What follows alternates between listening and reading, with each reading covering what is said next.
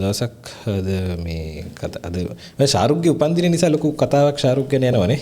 ඔව් උපන්දිනේ සහ අර කොස්ටියුම් එක සම්බන්ධයෙන් යාගේ ඇඳුමක් සම්බන්ධයෙන් අර බ්‍රැඩ් පිට් සහ ගලපලා සෑහෙන කතාවක් යනවා පහුගිය ටිකේ. ඔව් මේකනේ නේද? නෑ නිල් පාට වගේ එකක් නිල් පාට සහ මේ හරි මයික් පෙන්නන්න.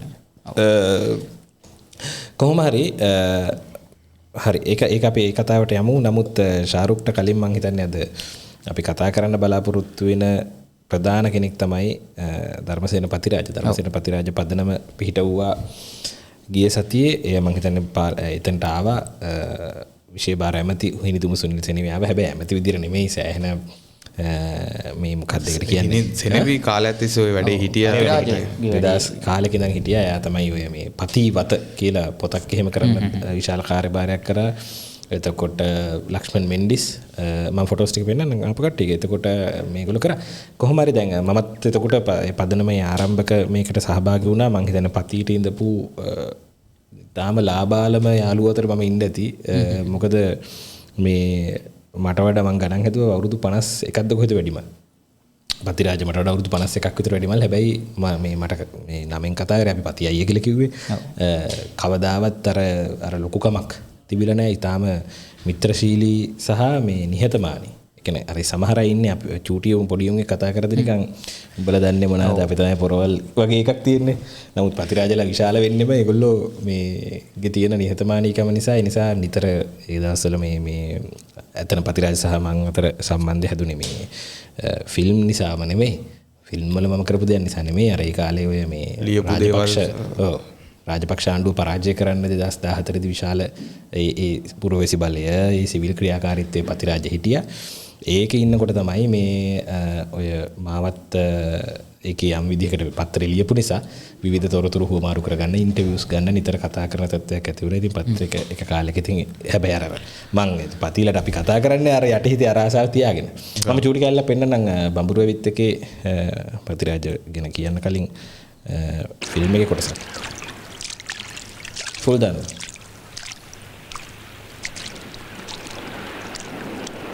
මාලිනී පැත්තින්නේ අම්මා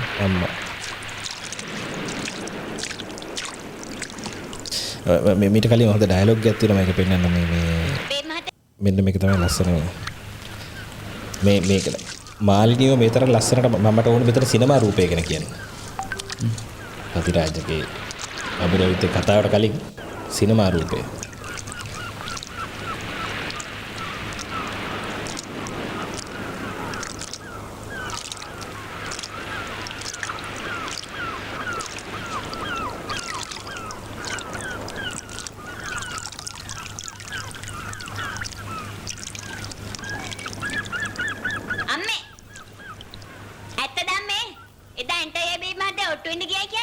ඇක්ටිං බලන්න. මාළුවෙන් දේශය වෙලාවේ. ඒ වුණාට එන්ටේ කට විතරයි. වැඩ බෑ. ඌ කියලා අතාරින්න එකක් නෑ මොකක් හරි ආවොත්. ඔන්න බලන්න. මහත්තයා දෙයි යාට.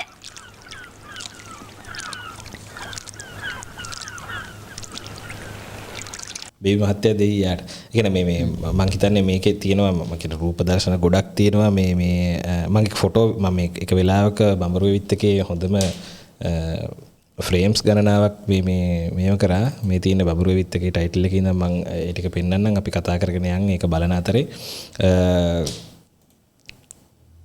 ධර්මසේන පතිරාජ ගැන කොහොමද මොකද්ද මේ ඔය ටික යයි මොනවද හිතන්නේ පතිරාජ ගැන? ජීවිත මොකද හිතන්නේ? ඔව් පතිරාජගේ මම ඇත්තටම කැමති දේ තමයි අර මේ ගොඩක් වෙලාවට පීඩිත පන්තියම සම්පූර්ණයෙන් ස්ත්‍රිය එතකොට ඒ පීඩිත කුලය අපි ගත්තොත් ඒ රස්සාවන් අපි සලකනවානේ සමහරවිට පීඩිතයි කියලා. දැන් බඹරවිත් එකේ ගත්තොත් ඒ දීවර රැකියාව ඒ ආශ්‍රිතව වෙන මේ W ජයසිරිය හරි ඔය කියන්නේ.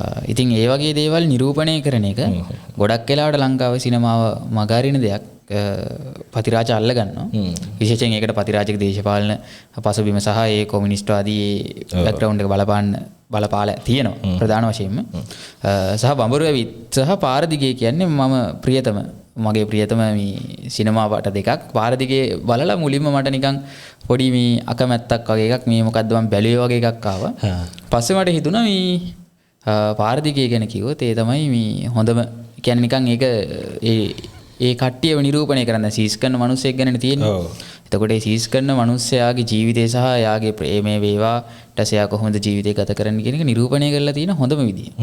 කියන්නේ අර ඒ ආකෘතියයි අන්තර්ගතයයි දෙකම එක විදිහට යන්නේ. දෙක එකට බද්ධයි.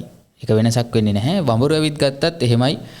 විශේෂයෙන් අර පාරදිගයකට වඩා මේ සිනමා රූප වශයෙන් වඹුරු ඇවිත් දැන් අර පේන රූප වශයෙන් තාම දියුණු රූප කිහිපයක් තියෙනවා.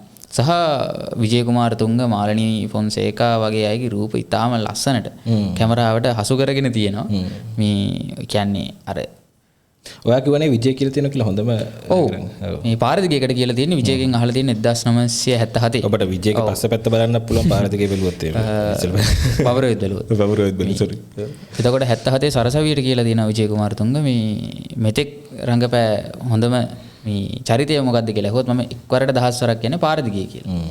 මේ කියන්නේ දැන් විජය වගේ නළුවෙක් ඇයි ඒක කියන්නේ කියන එක අපි ඊළඟට හිතන්න ඕනේ. දැන් මම එහෙම හිතද්දි මම දන්නේ යා ඒක සම්පූර්ණ ආටිකල් එක මම කියවලා නැහැ. නමුත් මට හිතෙන්නේ දැන් පාරදිගේකේ තමයි තියෙන්නේ අර ගොඩක් වෙලාවට මිනිස්සු නියුට්‍රල් ඉන්නවනේ. ඒ කියන්නේ කිසිම හැඟීමක් නැති මිනිස්සු ඉන්නවනේ. දැන් පාරදිගේකේ මුළු චිත්‍රපටියේ මේ විජයගේ චරිතේ ඒ විදිහට හැඟීමක් නැති අර කෙලවෙලා තියෙන්නේ. මේ චරිතයට හරි ආර්ථික වශයෙන් ගත්තොත් සමාජීය වශයෙන් ගත්තොත් සහ යාලා මුහුණ දෙන ගැටලුව ගත්තොත් කෙලවෙලා ඉන්නේ. හැබැයි ඒ කෙලවෙච්ච එකට ඉතින් කරන්න දෙයක් නැහැ. එතකොට අර නියුට්‍රල් මිනිස්සයා තමයි ඉන්නේ හැමතිස්සෙම. මම හිතන්නේ සිනමාවේ මම දකින විදිහට දක්වන්න අමාරුම දේ තමයි මේ නියුට්‍රල් කොහොමද මිනිස්සෙක් ඉන්නේ කියන එක. ඔව්. ඉතින් ඒක දක්වලා තියෙනවා විශේෂයෙන්ම. එතකොට ඒකත් එක්ක මට හිතෙනවා නළුවෙක්ට ඒ අත්දැකීම සෑහෙන වැදගත් සහ ඒ රංගපානයේ තියෙන අසීරුතාවය දැනෙන්නේ එතකොට කියලා. ඒකත් එක්ක වෙන්න පුළුවන් විජය කුමාර තුංග අරක කියලා තියෙන්නේ. හරි. මොකද ඔය හිතන්නේ? පාරදිගේ ගැන නෙවෙයි පොදුවේ. මම හිතන්නේ එකක් පතිරාජ කියලා කියන්නේ අපිට ඉන්දපු විශිෂ්ට සිනමා නිර්මාණකරුවෙක් අධ්‍යක්ෂකවරයෙක්. එතකොට මිනිහට අපි එක පැත්තකට ගත්තට පස්සේ දේශපාලන මැදිහත් වීම සමාජයේ යම්කිසි කාරණා සම්බන්ධව සමාජයට කියන්න සහ සිනමාවට ගේන්න ඒ දේශපාලනික මැදිහත් වීම ඉතාම වැදගත් කාරණයක්. අපි හිතන්න ඕනේ මේ සිනමා පට දැන් කියපු පාරදිගේ ඊට පස්සේ බඹරු ඇවිත් වගේ ඒවා ගත්තට පස්සේ ලංකාවේ ආපු දේශපාලන පරිවර්තනයන් සම්බන්ධව පැහැදිලිව මේ සිනමාව හරහා ගේන්න උත්සාහ කරලා තියෙනවා. අද උදාහරණයක් 74 වගේ මම හිතන්නේ බඹරු ඇවිත් 74 වගේ. හරි. එතකොට 74 කියන්නේ කැරැල්ලකට පස්සේ බඹරු 78. ඊට පස්සේ ඒ කියන්නේ 78 කියලා කියන්නේ 77 විවෘත ආර්ථිකය ආවට පස්සේ යම් කිසි විදිහකට ඒක අපිට දකින්න පුළුවන්. ඒක ඇත්තටම මම දකින්නේ විජය කුමාර තුංග කල්පිටියේ ගමට යන එක.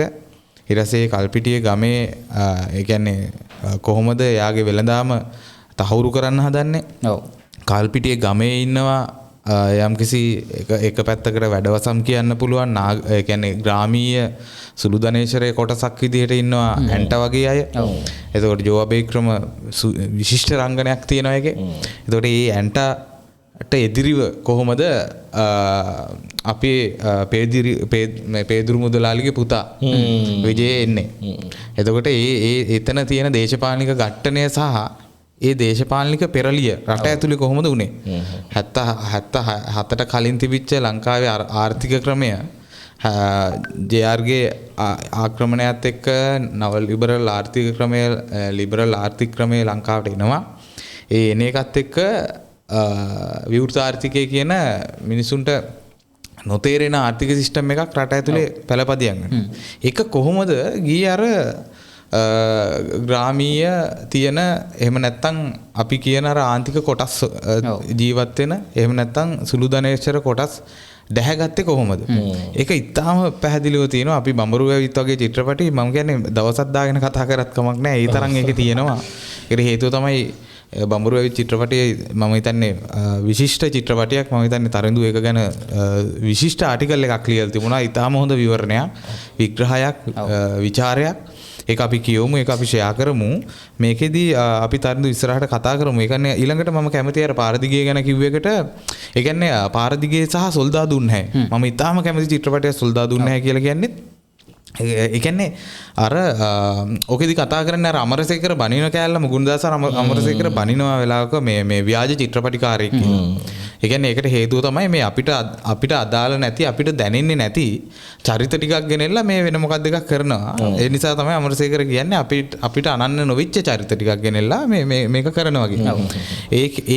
ඒක වෙන්නේ ඇයි? අර මෙයාට එන අර එක පැත්තකින් බ්‍රෙස්ට්ගේ එන අපි ගත්තොත් ඒලියනේෂන් වගේ එකක්. ඔව් ඔව්. ඊළඟට එපික් වගේ එකක්. ඒලිය හොදකලා. ඒ කියන්නේ අපි ගත්තොත් එහෙම දුරස්ථීකරණය. හරි. ඒ කියන්නේ අපිට තවදුරටත් අපෙන් ඈත් කරනවා එක පැත්තකට සහ ඒ කියන්නේ එක දිගට දැන් මඹුරු ඇවිත් එකේ ඒක ටිකක් නැහැ. නමුත් පාර දිගේ සොල්දාදුන් නැහැ වගේ ගත්තාම පස්සේ ඒ කතාවේ අපිට නිකන් අපි ඒක කතා කරමු ඉස්සරහ.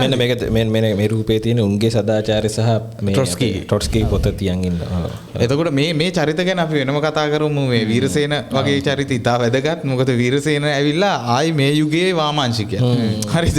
ඒ කියන්නේ අපිට දැනුත් දකින්න පුළුවන් එන වාමාංශික කියලා ඉන්නව ටිකක් ඉන්නවා ලංකාවේ. උනුත් ඇවිල්ලා මේ වීරසේනලා තමයි. ඒක වැත්තකට. අතන මම කියන්න ගිය තරඳු පාරදිගේ එකේ අර ජිමුත් කියපු එක හරි. ඒ කියන්නේ ඩයලොග් අඩුයි. හරි හැංගීම් නැහැ. එක ගෙදරකට යනවා මිනිහා ගොඩ වෙලා එන්නේ. ඒ ගෙදර ගෑනු කෙනා විතරයි කතා කරන්නේ. මිනිහා ඇවිල්ලා ඉඳගෙන නිකන් hinaවක් දාලා යනවා. ඊට පස්සේ පොඩි අප්පුවාම ඉද කොහෙද කියලා ගෙදරකට යනවා ට්‍රිප් එකක් යන අතර වාරේ පොඩි අප්පුවාම කවුද කියලා අපි දන්නේ නැහැ. මේ එතනින් පොල් කට්ටකින් වතුර බීලා ආපහු එනවා. හරි. ඊට පස්සේ රබර් කැලයකට යනවා කූඩැල්ලෙක් කාලා ආපහු එනවා. හරි. ඊට පස්සේ ඊළඟට සිද්ධි එක තැනක යනවා ඇබෝෂන් එකක් කරන්න. එතන හැබැයි තියෙනවා සංකීර්ණ විදිහටම. ඒ කියන්නේ පාරදිගේ එන්නේ 80 නේ. එතකොට 80 විවෘතාර්ථිකයෙන් ගමෙන් නගරයට එන්න ආපු තරුණයාට වෙච්ච ප්‍රශ්නේ. මම හිතන්නේ මේක පතිරාජගේ අස්සේ තියෙනවා. ඒ කියන්නේ අපිට හිතා ගන්න පුළුවන්. ඒ කියන්නේ අර විරකියාවත් එක්ක ගමේ වෙච්ච පරිවර්තනයත් එක්ක ගමෙන් නගරයට ආපු තරුණයා අතරමං වෙච්ච විදිය. ඒක තමයි එතන චන්දරයෙන් පෙන්වන්නේ. මට දැන් මම කැමති මම හිතන්නේ මේ ලංකාවේ හොඳම සිංහල චිත්‍රපටිය කිව්වම එක ෆිල්ම් ගැන එක වෙලාවට මම කියනවා. මූඩ් එක එන වෙලාවට කියනවා. නමුත් හොඳට බඹරු ඇවිත් කියන චිත්‍රපටිය ඩිස්කවර් කරේ මොකක්ද? සොයාගත්තේ මොකක්ද? ඒක මේ බඹරු ඇවිත් වෙන්න පුළුවන්, පාරදිග වෙන්න පුළුවන්. පති හරියටම අපිට හොයලා දුන්නේ මොකක්ද කියන එක මම හිතන්නේ. ඒක මම ඔය දැන් පදනම ගැන කිව්වොත් එහෙම ධර්මසේන පතිරාජ පදනම පිහිටවීමේ සාකච්ඡාව සිද්ධ වුණා. මේ සාකච්ඡාව කලින් සිද්ධ වෙලා තිබුණා අවුරුදු ගානක් තිස්සේ. පිහිටවීම කියන එක නිල වශයෙන් සිද්ධ වුණා පහුගිය සතියේ පහුගිය අන්තිමට තිබුණු ඉරිදා.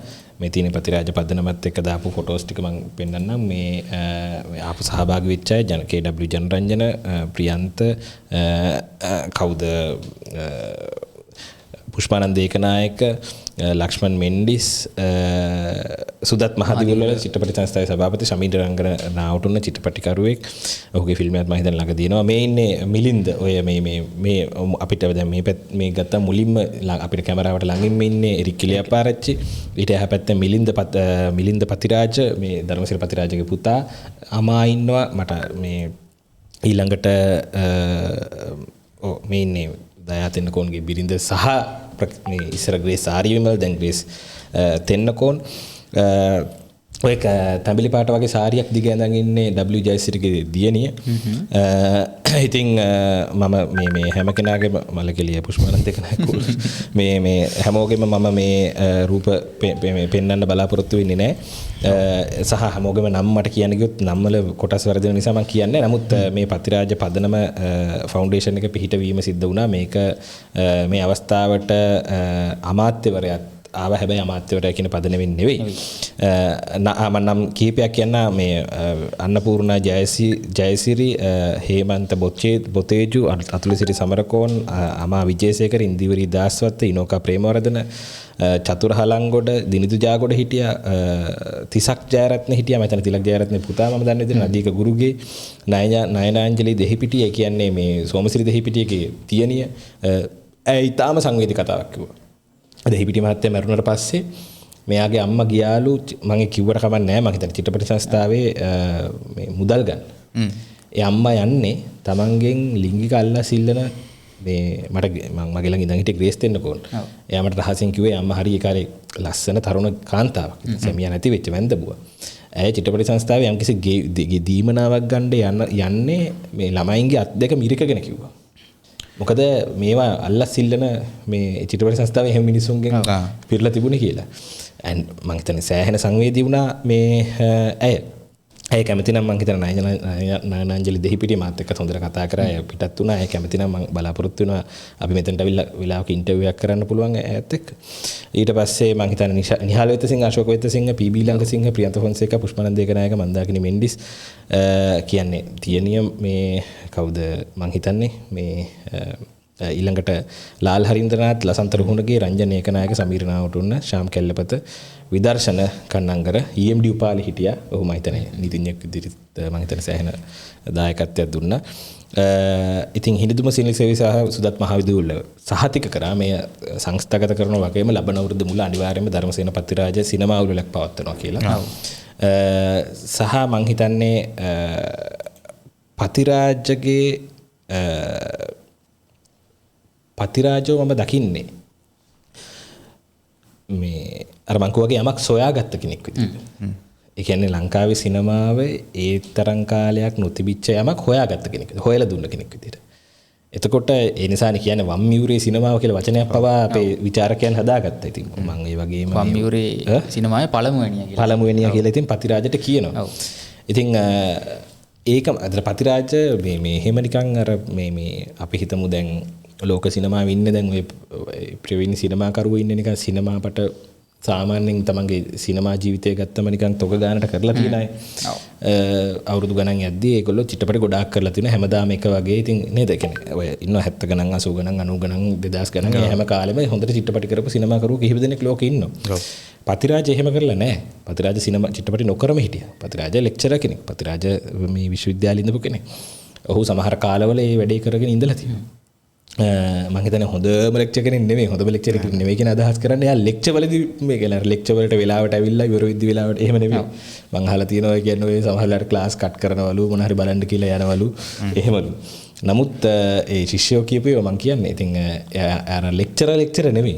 හැබැයි කවුරු හරි ශිෂ්‍යයෝ අතර කෙනෙක් හිටියොත් එහෙම මාර විදිහට දීප්තිමත් විශේෂයට උනන්දු කෙනෙක් ඒක නෑ ඇවිල්ලා විස්තර අහන්න ගත්තොත් එයාගේ හොඳම යාළුවෙක් බවට පත් වෙන කෙනෙක්. මාලක දේවප්‍රිය එහෙම කෙනෙක්. මාලක දේවප්‍රිය චිත්‍රපටියක් අරන් ගියා. මේ චිත්‍රපටියට කැමති වෙලා ඒක ඉන්ටර්නැෂනල් ෆිල්ම් ෆෙස්ටිවල් වලට යවන්න විශාල දායකත්වයක් දීලා අවසානයේ දක්වාම ඊට පස්සේ මාලක හොඳම යාළුවෙක් වෙනවා. ඉතින් මාර මිනිස්සෙක්. ඉතින් අපි කොහොමද මොන පැත්තටද අපි යන්නේ මේ කතාව මේ අර මේ පතිරාජ ගැන කතා කරනකොට අමතක කරන්න බැරි දෙයක් තමයි මේ යාගේ චිත්‍රපටිය ආව අවුරුද්ද. අහස්කව වෙන්නේ 1974. 74. ඒ කියන්නේ පළවෙනි කැරල්ලෙන් පස්සේ මම අහස්කව ඇත්තට බලලා නැහැ. මම කතාව මොකද්ද කියන එක අහලා තියෙනවා සහ මේ කුණු ට්‍රැක්ටරේ රියදුරෙක් හෝ කුණු ට්‍රැක්ටරේ වැඩ කරන කෙනෙක් ඉන්නේ මේ විජේ කුමාර තුංගරංග පාන්නේ. එතකොට ඒකත් එක්ක ඒ කතාව මම අහලා තියෙන කතාව මම කතාව කියන්න යන්නේ නැහැ. මොකද මට ෂුවර් නැහැනේ. එතකොට ඒක ඊටාම බද්ධ වෙනවා 1971 ඔව්. ඒ කැරල්ල සහ ඒකින් වෙච්ච දේත් එක්ක සහ ඊළඟට 78 එන්නේ බඹරු ඇවිත්. එතකොට බඹරු ඇවිත් එනකොට අර විවෘතාර්ථික ඇවිල්ලා කල්පය කිව්වා වගේ හැදිලා තියෙන මේකත් එක්ක. එතකොට මොකද්ද අපේ මේ ගමට මේ විවෘතාර්ථිකේ යනකොට ගම ස්ත්‍රියට වෙන්නේ මොකද්ද? එහෙම නැත්නම් ඒ ගමේ ඉන්න අර සාමාන්‍ය හරි එතන පොඩි පන්තිමේ මේකක් හදාගෙන ඉන්න අර ජෝ අවේක්‍රම රංගපාන චරිතය තියෙන්නේ කියන්නේ ලිංගිකව හරි. එතකොට ධනය අතින් හරි ගත්තට පස්සේ පොඩි බලයක් ගොඩනගා ගත්ත කෙනාට මොකද්ද වෙන්නේ? එතකොට අර සාමාන්‍ය මනුස්සයාට මොකද්ද වෙන්නේ? මේ කියන සියල්ල අරක ඇතුලේ තියෙනවා. අරකේ මේ බඹරවිත් එක අපිට කියව ගන්න පුළුවන්. මොකද්ද මේ වෙන්නේ? මොකද්ද මෙතනින් එහාට වෙන්නේ? වගේ දෙයක්. එතකොට ඊට පස්සේ අර ගමෙන් නගරයට එන කාන්තාව සහ පිරිමියට මොකද්ද වෙන්නේ එතනින් පස්සේ? ඒක පාර දිගී කියන එක.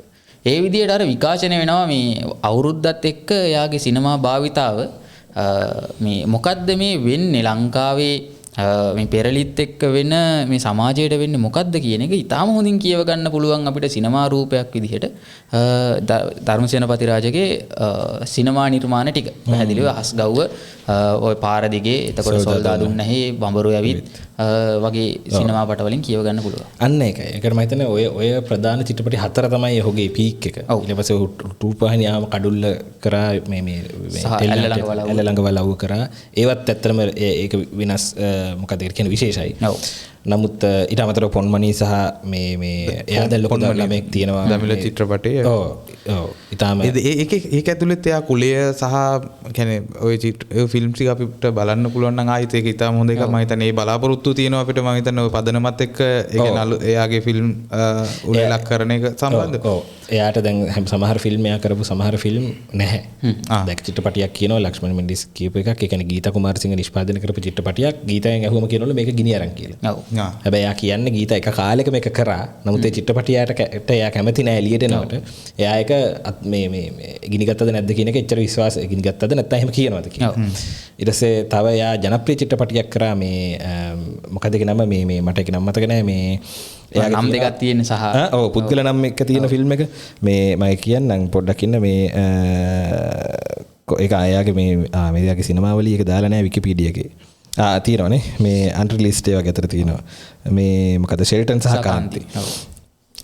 අරක නම වාසුලි. ගීත ගිනිගත්ත කියන නම වාසුලි. තව සිරකඳවුර කියලා චිත්‍රපටියකුත් විනාශ වුණා කියලා කියනවා.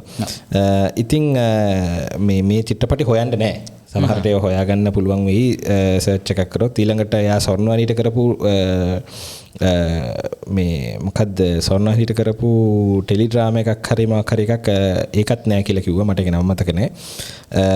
ඉතින් ඔව් ඒ විදිහට සමහර ඒවා අතුරුදහන් වුණා කියන එක කියනවා. මේක නම හොයාගන්න බැලුනේ මේ බැලුවේ ඒකත් නෑ. සමහර ඒවා කොපිස් නෑ. ඉතින් හරි මම තව එකක් කියන්නම්. දැන් මේ නොවැම්බර් 2 වෙනිදා මේ ඔරියන්ට් සමාජ ශාලාවේ තමයි මේක පිහිටුවේ. එතකොට එරික් කිලියාපාරච්චි කරා යම් දේශනයක්. මේ දේශන කිහිපයක් කරා, කතා කිහිපයක් කරා. මම හිතන්නේ ඒක තරිඳු ඒක දාලා තිබුණා ට්‍රාන්ස්ලේෂන් වත් නිවුස් එකේ ට්‍රාන්ස්ලේෂන් නෙමෙයි සිංහලෙන්. එයාගේ කතාවද? එයා කතාව එයාම ලිව්ව එක. මම හිතන්නේ අපිට වත් නිවුස් වෙබ් එකෙන් එක කියවන්න පුළුවන්. සහ අපි මේකත් එක්ක කියාගෙන අපි වත් නිවුස් Facebook එක අපේ දැන් සක්‍රියව යනවා. ෆලෝ කරන්න. ඒක ෆලෝ කරගෙන යන්න. මේකේ තරිඳු ඒක මට මාර විදියට වැදිච්ච එකක් තියෙනවා පාරදිගේ ෆිල්ම් එකේ. සමහරලාට අපේ ජීවිතත් ඒ වගේ තරිඳු. ඒ කියන්නේ හේතුව අද අපි ගම් වලින් ආපු යමු. ඔව්. හරි. අපි කැමියෝ. හරි. අපි ගමේ බයියෝ එක පැත්තේ. එහෙම ඒ කියන්නේ ඒක තියෙනවනේ. හරි. එතකොට ඒ කියන්නේ අපිට මොකද උනේ කියන එක ආයිත් අපිට පෙරලා ඒ කියන්නේ අපේ චරිත අනන්‍ය වෙන්නේ නැහැ කිව්වට සමහරලාට මට චන්ද්‍රයේ චරිතෙන් සමහර අවස්ථාවලදී අපි කියවෙනවා එක පැත්තකට. ඒ කියන්නේ චන්ද්‍රේට ටෙලිග්‍රෑම් එකක් එනවා ගෙදරින් අම්මගෙන්. චන්ද්‍රේ ටෙලිග්‍රෑම් එක ආවට පස්සේ එදා රෑ මාතර කෝච්චියේ යනවා ගෙදර. එතකොට ගෙදර ගියාට පස්සේ චන්ද්‍රගේ අම්මා කියනවා දැන් චන්ද්‍රේ ගැන කතාව අපිට අහුවෙන්නේ ඒ කතාව. උඹ මේ කාලේ තමයි මෙහි ගමින් ගියේ. හරි. එතකොට උඹ මුල් කාලේ ළඟ ආවා ගෙදර. හරි. ඊට පස්සේ උඹ අවුරුදු දෙකකින් ආවේ නැහැ. අරසාවක් කරන්න හරි මොන හරි පස්සේ අවුරුද්දට ආවා. ඊට පස්සේ අවුරුදු දෙකකින් ආවේ නැහැ. හරි. දැන් උඹට අපි එන්න කියලා කියන්න වෙලා තියෙනවා. හරි. එතකොට දැන් ඕක ගැන ඒ කියන්නේ ගමේ ඒ කියන්නේ දැන් අපි දන්නවනේ චන්ද්‍රේට නගරෙත් නැහැ තැනක්. ඔව්. හරිද? බෝඩින් කාර ජීවිතයක්. අපි ඒකේ කතා කරමු. අපි ගිය සතියේ කතා කරා සීසර්ලා ගැන. චන්ද්‍රේ සීසර් කෙනෙක්. ඔව්. හරි. චන්ද්‍රේ සීසර්ලා යුනියන් එකක් හදනවා කියලා. සීසර්ලාගේ යුනියන් එකක් හදලා තියෙන එක වෙනම කතාවක්. චන්ද්‍රේ සීසර් කෙනෙක්. ඒතර අපි දන්නවා සීසර්ලාගේ ජීවිතේ මොන වගේ එකක්ද නගරය ඇතුලේ තියෙන්නේ කියලා. එතකොට චන්ද්‍රේ එක තැනක යාළු ටිකක් එක්ක බොන ගමන් ඩයලොග් එකක් කියනවා. හරි. ඒ කියන්නේ ඒ ඩයලොග් එකේ කියන්නේ අපි මචං හරියට ඒ කියන්නේ ඔය ඩයලොග්ම දන්නේ නැති ඉන්නේ. ඒ කියන්නේ මචං කැලලා නෑ හොඳේ. අපි හරියට මේ එඬරු දඬු වගේ විසි කරපු තැන පැලවෙනවා අපිට මේ මුල් නෑ. මුල් නෑ හැබැයි දළු දානවා. මුල් නෑ දළු දානවා කියලා. ඒක ඉතාම හොඳ ඩයලොග් එකක්. හරි. ඕකේ ඔය ෆිල්ම් සෙට් එකේ පතිරාජගේ ඔය ඒ කියන්නේ එළියෙන් ඇවිල්ලා කවුරු හරි කතාව කියන ඩයල් ටිකකුත් තියෙනවා. දැන් උදාහරණයක් විදිහට තව එකක් අර වසන්ති චතුරානි ස්වර්ණයි. වසන්ති චතුරානි කියන්නේ කැරක්ටර් එකේ නම නෙවෙයි. ස්වර්ණ කැරක්ටර් එකේ නම. චන්ද්‍රයි යනවා මම හිතන්නේ වසන්ත චතුරානි ගෙදර. හරි ගෙදර ගියාට පස්සේ තාත්තත් එක්ක හරි කාත් එක්ක හරි අඩියක ගහයිද්දි එතෙන්ට එනවා ඒ කඩපේලියේ භාගයක්ම අයිතිකාරයෙක්. ඒකෙදි උගෙන් අහනවා වසන්ත චතුරානිගේ තාත්තා මේ ඒ කියන්නේ මිනිස්සු මේ සල්ලි පොරේ නතර කරාට පස්සේ මේ සල්ලි වලින් වැඩක් නැහැ වගේ වැඩක් නැහැ නේද කියලා. එහෙම අදහසක් කියනවා. ඊට පස්සේ චන්ද්‍රේ කියනවා ඊට පස්සේ ඔය සල්ලි මට දෙන්න මම බලා ගන්න. හරි. ඒ කියන්නේ මාර විදියට ඒ මොහොතේ මේ 1980 ගැන මේ කියන්නේ. 80 හැදිච්ච වෙළඳ යුද්ධය ගැන මේ කියන්නේ. හරි. ඒක මාරම ඊළඟට මම කැමති අර තරිඳු කිව්වේ මේ වීරසේනගේ චරිතේ. වීරසේන මම චූටි කැලලා ප්ලේ කරන්න. වීරසේනගේ පුළුවන් නම් කැලලා දාන්න.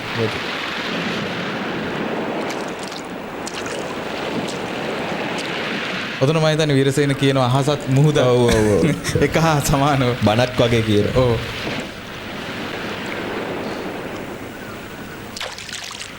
මට නියම නිදහස් දෙන්න. මේ මහමුහුදයි අර වෙල්ලයි වගේ. ගැඹුරු සමතලා ජීවිතයක්. ශිෂ්ටාචාරය පටන් ගත්ත කාලේ වගේ හැමෝටම මහමුහුදයි ගොඩබිමයි පොදුයි. ඇඳුමක් නැතිකම ජාතික ඇඳුම වෙන්න ඕනේ. කොහෙද ඔබලා සම්පූර්ණ විරුද්ධ පැත්තේනේ. බලපන් කොච්චර ලස්සනද කියලා. මේ පායන පෑවිල්ලට මූද උණු වෙනවා. ඉදිරියට රත් වෙනවා. ඔබ හිතනවාද මේකේ ඉන්න මිනිස්සු උන් මේ ජීවිතේට කැමති නැහැ. උන් මේවයි ජීවත් වෙන එකේ තේරුම උඹලා ජීවිතේ හොයන තේරුම නෙවෙයි. උන් මූදට ආස. බල මූද රාස නැහැ. මේ මිනිස්සුන්ට ආස නැහැ. බල උන්ට උඩින් ඉන්නේ. ජීවිතේ ආස නැත්තේ නෑ නේද වික්ටර්? ඌට දැන් මේ ඉන්න හිතිලා. අනුමානයක් නැහැ. වැල්ලේ උන টොප් බඩුවක් ඇති. අඩුම මේකේ තියෙන්නේ මේ අර වැල්ලේ උන টොප් බඩුවක් ඇති කියලා කියනවනේ. දැන් මේ චිත්‍රපටයේ මම මේ චරිත ටික ඔක්කොම බලන්න බඹරු ඇවිත් එකේ මේක ෆිල්ම් එක හදන හැටි ගැන පුළුවන් නම් තරිඳු ඔයාට පුළුවන් නම් අර ෆ්‍රේම් එක පෙන්වන්න. මම ඉතාලම කැමති ෆ්‍රේම් එකක්. කවුද ඔස්ටින්ද කවුද මේ ඇන්ටන්ද නෑ කවුද කොල්ලා ජනේලෙන් බලාගෙන ඉන්නේ අපේ ඉන්න මම පෙන්නන්නම් ඔය මේ වැඩ කරන එක්කන මට ඒක නම් මතක නෑ මේ දයාගේ චරිතේ ඔයා කියන ෆ්‍රේම් එක මම දන්නවා ඒක මම පෙන්නන්නම් මේ ඒක ඉස්සෙල්ලා අපි කතා කරද්දී ෆ්‍රේම් එක ගැන කලන්නුයි මේ ඔව් මේ අරගොල්ල ඇතුලේ ඉන්නවා කලනුයි කොස්තයි අරයා එළියේ ඉන්නවා දයා ඉන්නවා මේ තියෙන ෆ්‍රේම් එක මේ මෙයා ඉන්නවා මේ රාමුවෙන් මේක පොලිටිකල් මේ ෆ්‍රේම් කියන්නේ පොලිටිකල් මේක තමයි පතිරාජගේ මම කියන්නේ දේශපාලනය කියන එක. හරි. මේ තියෙන්නේ ගේ අර චිත්‍රයත් ඉතාම හොඳ එකක්. ඒ කියන්නේ බිත්තියේ චිත්‍රය එල්ලලා තියෙන්නේ. ඒ කියන්නේ අර පරණ පොඩි ගෙදරට ඉන්නවා ඒක පෙන්නන්නම්. ඒ පරණ පොඩි ගෙදර බිත්තියට ඒගොල්ලෝ දානවා මේ ගෙනල්ලා එල්ලනවා චිත්‍රයක්. ඒ කියන්නේ උසස් කලාකෘතියක් ගෙනල්ලා. කියුබිසම් මාළු වෙලෙන්දගේ චිත්‍රයක් තියෙනවා. හරි. ඔයගේම චිත්‍ර තියෙනවා අපි දකිනවා මේ පිකාසෝගේ චිත්‍ර ටික තියෙනවා සහ මාළු සම්බන්ධව ලංකාවේ මේ පේන්ටර් කෙනෙකුත් ඇඳලා තියෙනවා ඒක අපි බලමු. ඊළඟට මේ ගෙදර අහන මියුසික් මේ ගෙදර අහන මියුසික් ඇවිල්ලා අර දීවර ගමේ මියුසික් නෙවෙයි. ඒක හොඳටම බලා ගන්න පුළුවන්.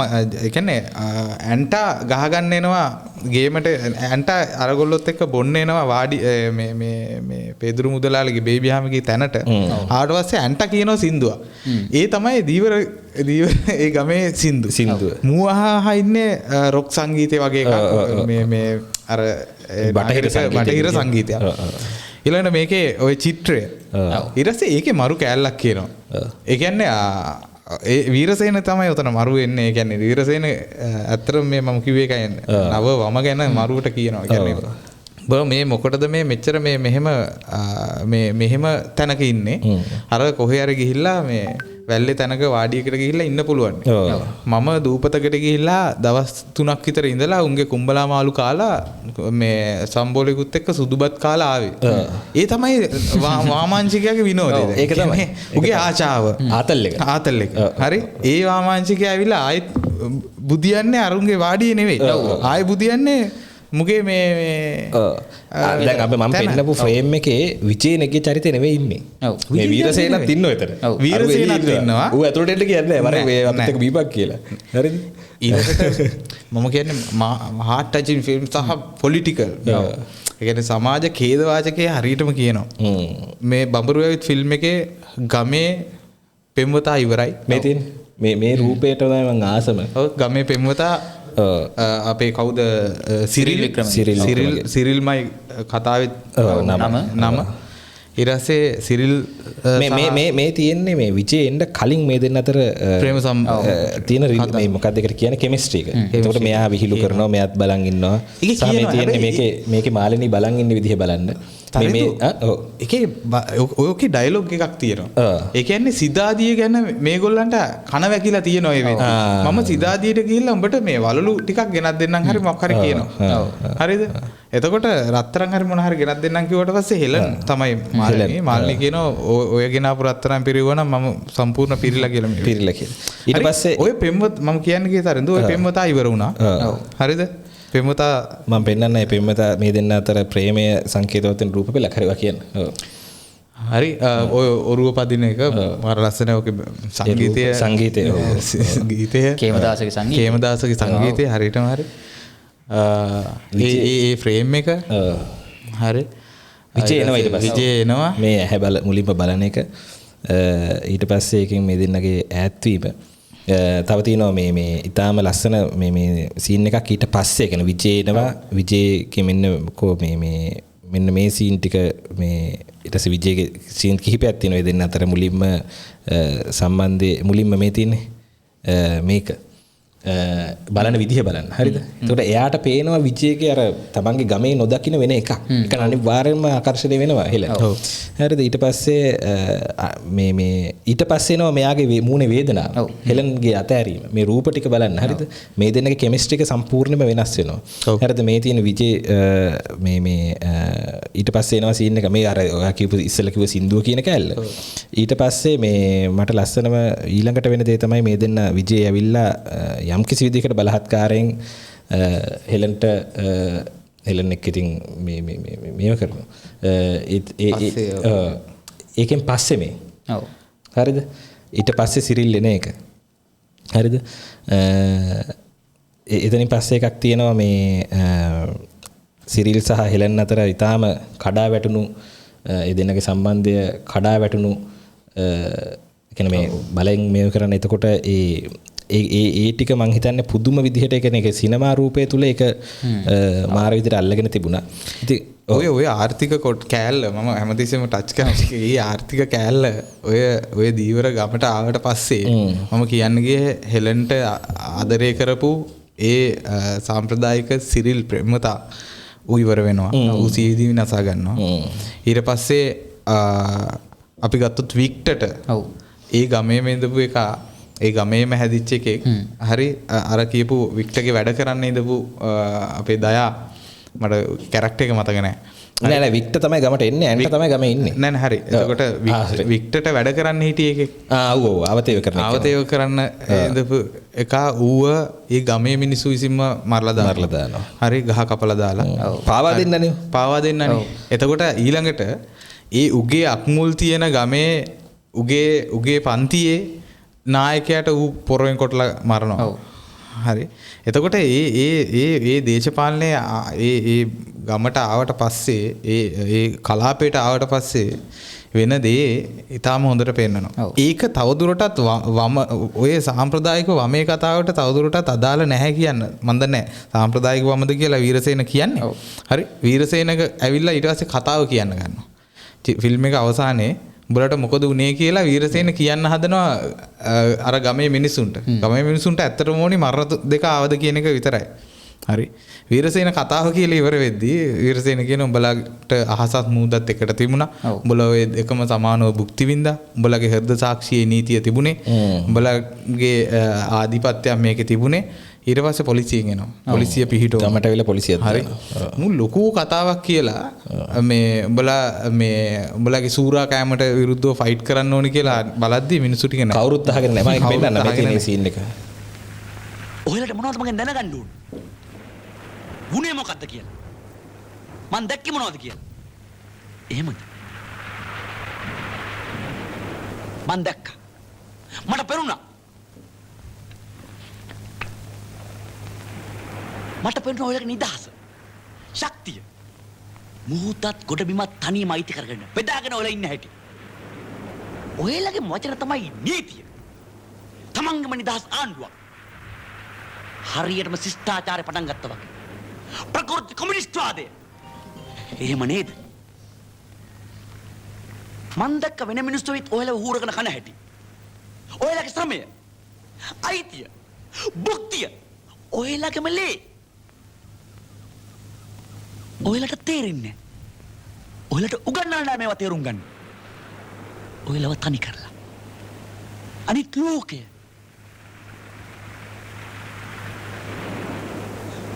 ඔයලාව කොන් කරලා.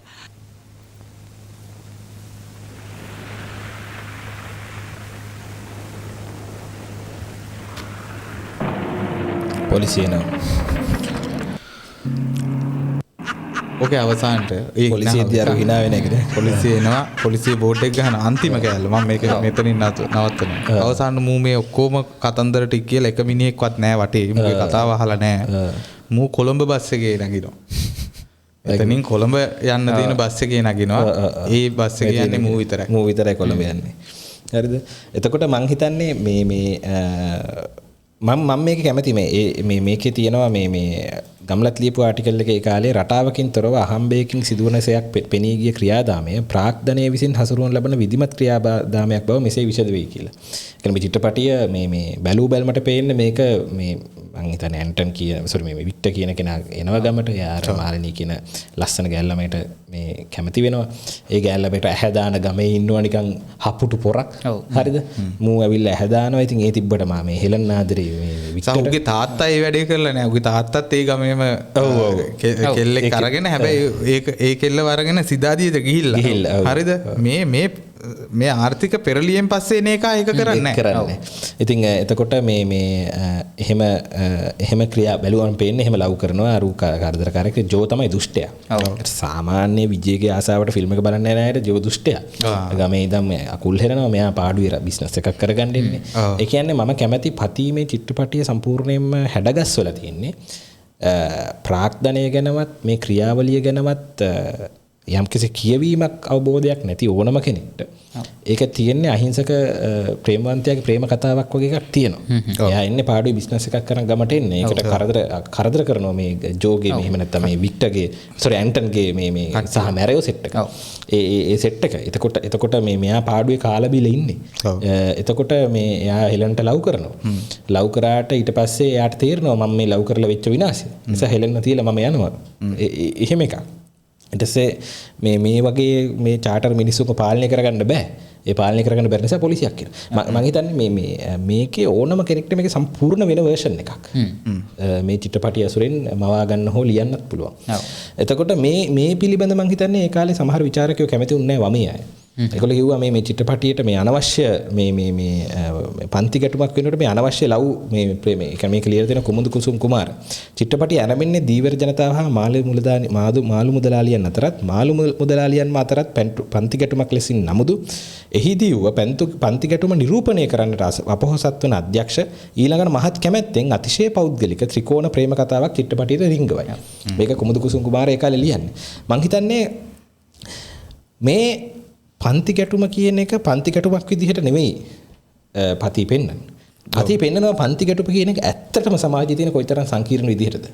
ඒ පන්ති ගැටුමේ කියන පන්ති ගැටුම චිත්‍රපටි වලට ඇවිල්ලා තියෙනවා. පන්ති ගැටුම මේ චිත්‍රපටි වල නැති වුණා නෙමෙයි. විජේ කුමාරතුංගම දුප්පත් පෙම්වතා සල්ලිකාර පෙම්වතියට ලව් කරන කේ ඉඳන් ඒ වගේ සිම්පල් තැන් වල ඉඳන් ඒක ඒ තරම් එන අමු නෑ. ඔව් ඒකට ඒ තරම් කියන්නේ අර දුප්පතා පීඩිත පන්තියේ පීඩිතයා අහිංසක ඊටාම හොඳ සාර ධර්ම සහිත නිර්මල පීඩිතයා සහ අප්‍රසන්න විපරීත විකෘති මොකද්ද පීඩකයා මේ එහෙම නැත්නම් ධනපතියා කියන සිම්පල් රාමුවේ නෙමෙයි පන්ති ගැටුප තියෙන. මට ඊයේ පෙරේද දෙක මේ මාලිනීගේ කැරක්ටර් එක ගන්න සොල්දාදුන් නැහැ එකේ මම හිතන්නේ එයා එතන ඉන්නේ ප්‍රොස්ටිටියුට් කෙනෙක් විදිහට නේ. ඔව් සොල්දා දුන්න එක. සොල්දාහු දුන්නා ඒක. ඒ කියන්නේ එතකොට මේ මාලිනී වගේ කෙනෙක් හෙළ සිනමා රැජින වගේ එකක් තියෙනවා. ඒ කියන්නේ එහෙම කෙනෙක් ප්‍රොස්ටිටියුට් කැරක්ටර් එකක් ගේනවා. නමුත් මට මෙතන ගේන්න ඕන එක තමයි මේ පන්ති ගැටුමේ. එතකොට මේ නිදහස් වෙළඳාම හෝ මේ සියල්ල අපේ සමාජයේ ඇතුළට රිංගුවේ හෝ නැත්තම් එන්නේ. හරිද? ඒක දුෂ්ට සේයාවකින් නෙවෙයි. දුෂ්ටයන් විසින් අප වෙත පතිත කරන බලහත්කාරයක් ලෙස නෙවෙයි. ප්‍රාග්ධනයේ මේ ක්‍රියාවලිය සිද්ධ වෙන්නේ ප්‍රාග්ධනයක් ගැන සත පහක අවබෝධයක් අපිට නැහැ. මොකද මේ වෙන්නේ කියලා අපිට තේරෙන්නේ නැහැ. ඒක තමයි අදත් වෙන්නේ. මේ මොහොතෙත් අපිට අපිව පීඩාවට පත් කරන්නේ කුමක් විසින්ද කියලා තේරෙන්නේ නැහැ. ඒක ඇන්ටන්ලට තේරෙන්නේ නැහැ. ඇන්ටන් හම්බ කරගෙන ඇවිල්ලා බීලා ආයි පහෝදා ඒ විදිහටම යනවා. සාමාන්‍ය අහිංසක ජීවිතයක් ගෙවන මම බිස්නස් එකක් කරගෙන මොකද්ද ප්‍රශ්නේ? හරිද? එතකොට ඒක තමයි අද තියෙන්නේ. අද අපි කතා කරොත් එහෙම අපි තාම ධනවත් ව්‍යාපාරික ප්‍රභූවරයෙක් ගැන විවේචනයක් ලිව්වොත් කතා කරොත් මට අනිවාර්යයෙන්ම කෝල් එනවා ටිකක් ප්‍රබල වෙන තව කවුරු හරි එක්කෙන හිතවතෙක්ගෙන්. ඇයි ඔය අය ගැන එහෙම ලිව්වේ? ඔයා දන්නේ නැහැ. හරි හොඳයි. එහෙනම් අහිංසක කෙනෙක් යා. එන ශිෂ්ටයි යා. එයා හොඳට අඳිනවා, පරදිනවා, එයා විලාවට වැඩ කරනවා. එයා මහන්සි වෙනවා වැඩ කරන්න. ඇයි ඔයා එහා ගැන එහෙම කියන්නේ කියලා. මොකද ඒ චරිතය ඒ තරම් නිර්මල පෙනුම එකේ තියෙනවා. ඊට පස්සේ අපි මේ පීඩිතෙක් වෙනුවෙන් පෙනී සිටිතේ බොහෝ අය ඊටාම මේ ප්‍රශ්න සහගත දේවල් කරලා කියන එහෙම අය. අපි පෙනී හිටියොත් එහෙම අහවල් සේවයේ වැඩ කරන කම් කරන ඕකුන් වෙනුවෙන් පෙනී ඉන්නේ නැහැ. ඕකුන් මහා කාලකන්ණි වැඩ කරන ගියාම වැඩ හරියට කරන්නේ නැහැ. කම්මැලි මොකක් හරි එකක් කියන. මම හිතන්නේ ඒ තරම්ම සිම්පල් නෑ ඒක. ඉතින් මම හිතන්නේ පති ඒ යථාර්ථය පෙන්වනවා. හැබැයි මම හිතන්නේ අර පීඩිත පැලැන්තියට සදාචාරය සංස්කෘතිය හෝ නැත්තම් මේ නේද කියන මේ ප්‍රශ්නය පෙන්වා දීම වාමාංශිකයන්ගේ වගකීමක්. ඒක ඒගොල්ලෝ දැකලා ඒගොල්ලෝ මාර දෙයක් දන්නවා වගේ පැත්තකටලා ඉන්න බෑ.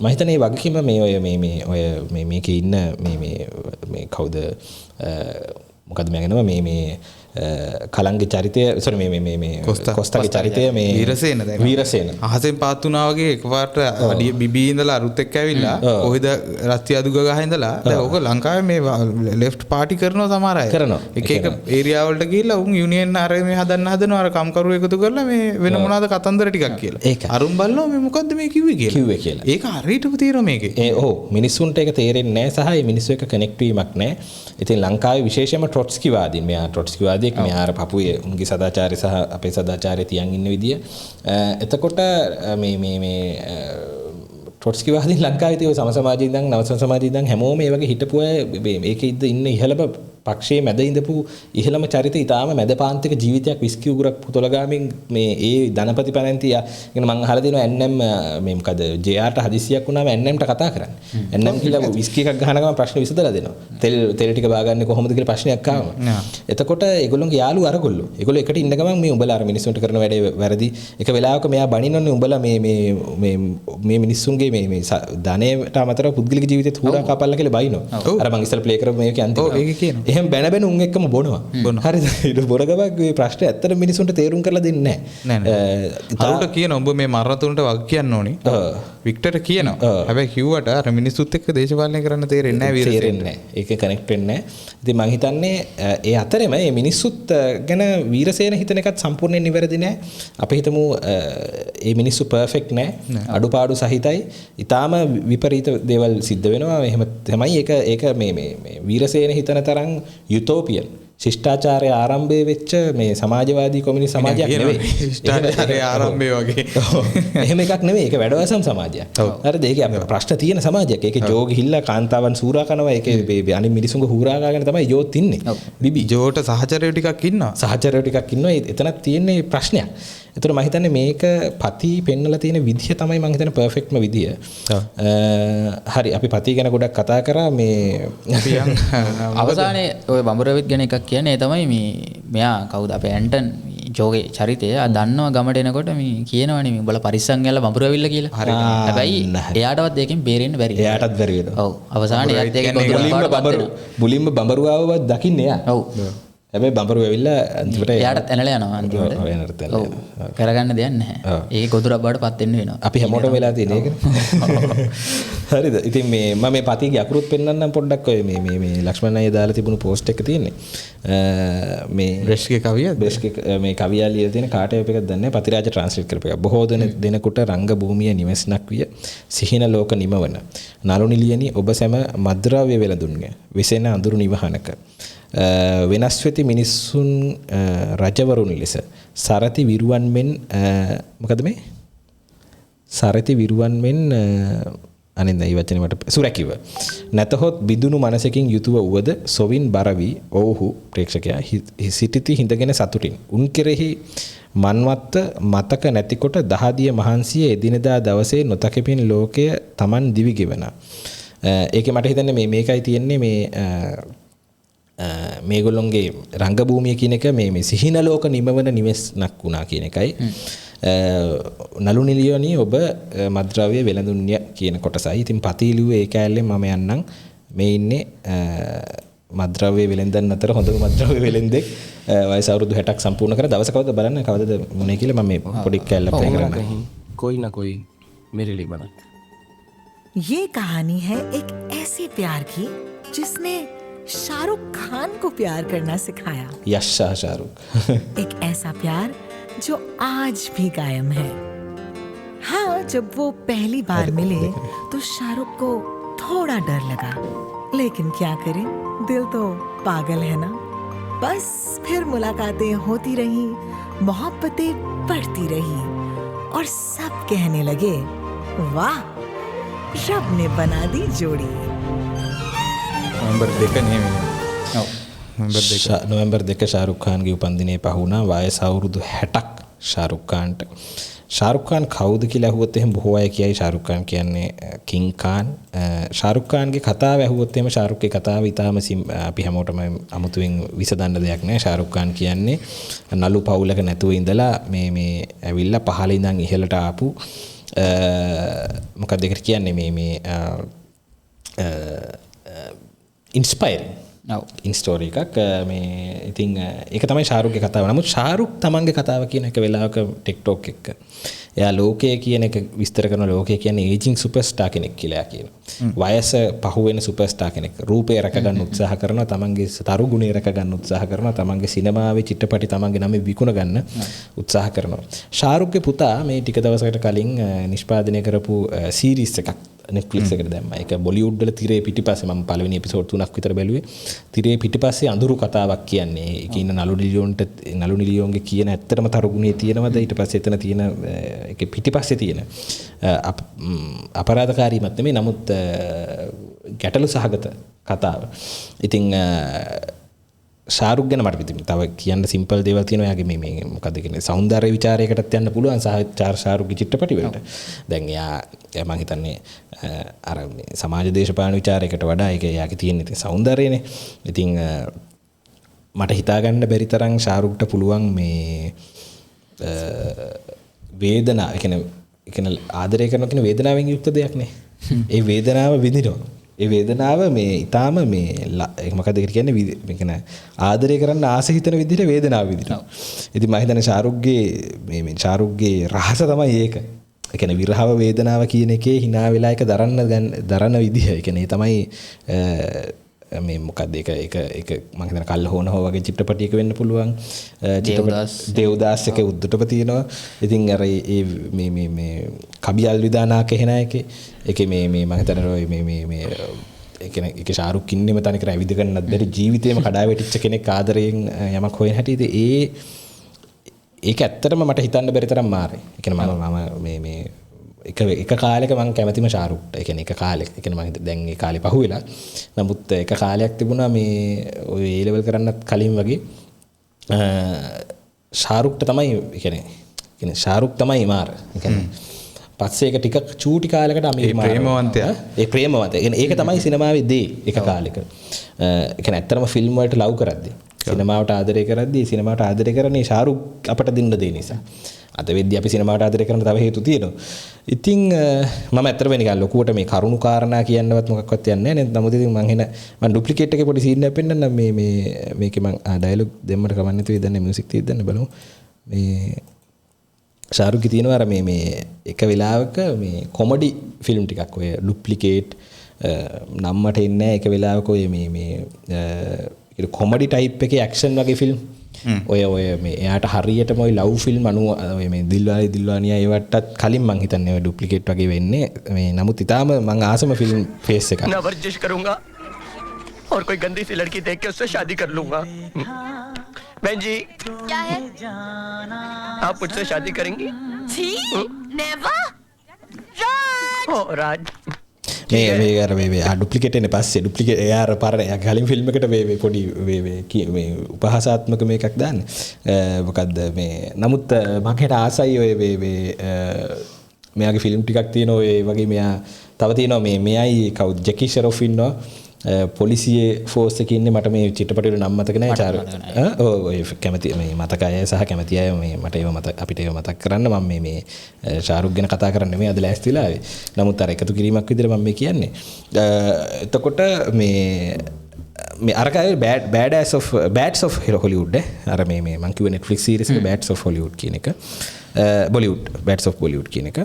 ඉතින් ඊට පස්සේ ශාරුක්ට මේ 2016 17 පහුවෙද්දී ඔය මේ ඩොන් ට්‍රී කරානේ යන්නේ ඩොන් ට්‍රී කරා යා දූම් එකක් කරන්න හැදුවා මං හිතන්නේ දූම් කරේ නෑ නේද යා නැහැ මේ දූම් එකක් කරනවා කිව්වා ඊට පස්සේ ෆෑන් කරා ෆෑන් කියලා ෆිල්ම් එකක් කරා එච්චර හරියන්නේ නැහැ ඔව් මේ ඊට පස්සේ මොනවාද ශාරුක්ට ෆිල්ම් කරගන්න බැරි වුණා ඔව් එයාගේ ෆිල්ම් සාර්ථක වෙන්නේ නැහැ එයාගේ ෆිල්ම් වල මැජික් එක නැති වෙලා ගියා ඊට පස්සේ ශාරුක් කරේ ෆිල්ම් නොකර ඉන්න එක.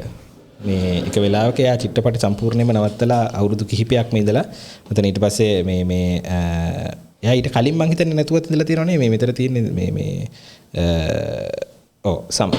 ඊට කලින්ටත් වඩා මං හිතන්නේ මේ 2015 ඉඳන් 22 වෙනකන් නේද කියන්නේ. ඔව් මේ 2015 ඉඳන් 22 වෙනකන් ශාරුක් නිහඬ කාලයක් ගත කරා කියලා. මේ චිත්‍රපට වල රංගපෑවෙන එයා try කරා හොයාගන්න කොහොමම try කරන්නේ එයාගේ ෆිල්ම් වල නම් ලිස්ට් එක ගන්න මේ කතාව පහසු කරගන්න. කොහොම හරි දැන් එයාගේ සිනමාව ගත්තොත් එහෙම එක කාලෙක එයා වැටිලා ඉන්නවා කවුද කියන එක. Taman කවුද කියන එක හොයාගන්න සෑහෙන මහන්සි වෙනවා. ඉතින් මම අර එයාගේ මුල් කාලේ චිත්‍රපට ගැන කියද්දි මේ බාසිගර් මං හිතන්නේ 90 ගණන් වල මුලනේ මං හැමෝම ආස එකක් මං හිතන්නේ මම කියන අර ඒකේ සින්දුව වාසිකරගේ සින්දුව අබාසිගරෝ බාසිගර ඒකනේ ඒක මං කියපු කොමඩි වගේ තියෙන ටයිප් එකේ තියෙන්නේ මේ මොකද යස් බොස් ඩුප්ලිකේට් අවුරුදු බැලුවම 90 ගණන් වල අග.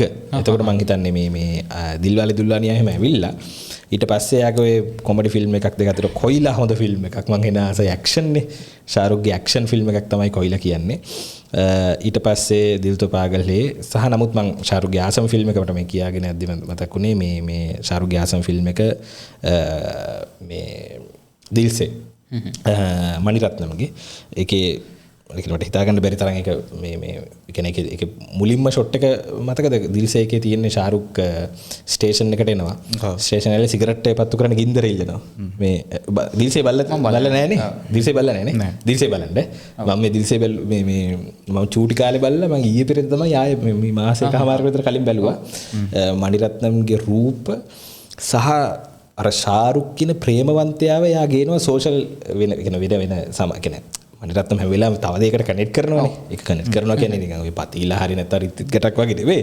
නමුත් අර ඒ කොමර්ෂල් එකේම එයා නිකන් සෝෂල් කැලලක් ගේනවානේ. එයා ලස්සනට දිල්සේකේ මේ ප්‍රේමය මේ ජර්නලිස්ට් කෙනෙක් රේඩියෝ මේ කෙනෙක් එයා ලව් කරන්නේ මේ තමන්ගේ ජීවිතේම මේ බෝම්බ ප්‍රහාරයකට. හරියට කතා ත්‍රස්ත ක්‍රියාවකට සම්බන්ධ කරගත්ත කෙල්ලෙක්ට ලව් කරනවා.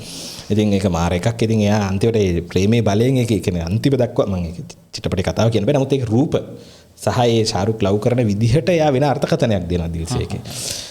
ඉතින් හේරාම් හොඳ එකක්. හොයා මට කිව්ව ළඟදී මතක් කරලා බලන්න. ඊට පස්සේ බාද්ෂා එකතර අර જાති එකක් 99 බාද්ෂා ඉන්නේ. ඒ වගේව තියෙනවා. ඉතින් මං හිතන්නේ මේ ඊට පස්සේ ආව මං කිව්වා වගේ අර චිත්‍රපට මතර 2000 ගණන් වල මැද වෙද්දී යාට අර නිකන් ලව් තීම් එකක් කරන්න බැරි වෙනවා. ඊට පස්සේ මං හිතනවා කබියල් විදානා කේනාගෙන් පස්සේ ඩොන්නේ ආවේ. ඊට පස්සේ ඊට පස්සේ යාගේ මං හිතන්නේ එහෙම ඒවනේ අර චක්දේ ඉන්දියා එහෙම එකක් නෙවෙයි. ඕම් ශාන්තියම් තියෙනවා. ඕම් ශාන්තියම් තමයි මං හිතන්නේ ඒකේ අන්තිම එක නේද ඊට පස්සේ ආපු ඔය මේ අරක රත්නේ බනයි ජෝඩි මට නම් කනෙක්ට් වෙච්ච එකක් නෙවෙයි. අර මේ රැවුල තිබ්බව කෙල්ල රැවුල තියෙන මේ පොරක්කු උට කෙල්ල කැමති නෑ. මේ කැපුවම රැවුල කපලා ගියා කෙල්ලට වතුර ගන්නත් කෙල්ල උට ලව් කරනවා.